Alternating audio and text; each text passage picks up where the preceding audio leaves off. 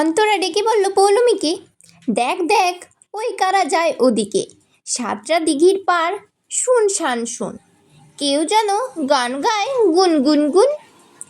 1 2 3 4, 4টি বালক, মাথায় পাগড়ি আর হাঁসের পালক।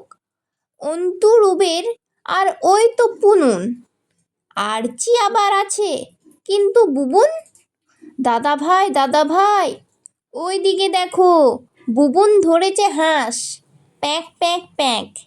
বুবুন বুবুন ডাকে পুপুন দাদা।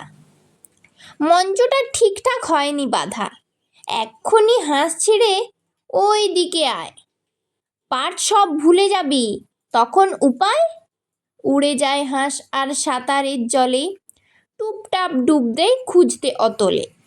ঘাস পাতা ফুল দিয়ে মঞ্চ হলো, পর্দাটা 10 ফুট ঊর্ধ্বে তোলো। ঝুপ করে যখনই সন্ধে নামে, দিদিমা তাল উঠল ড্রামে। অন্তরা ঘোষণা বলছে, সবাই চুপ, শুরু হচ্ছে এখন। অর্চি অবাক, আর পুপুন বুবুন, পৌলমী, মাম আর অন্তুশ্রেয়া, সেই সাথে আদিত্রা, পিপিল, রুকু। এক্ষুনি শুরু হবে কাল মৃগয়া। এই হলো আমাদের বৈশাখ মাসে সাতটা দিঘির জলে ডুব দেয় হাঁস।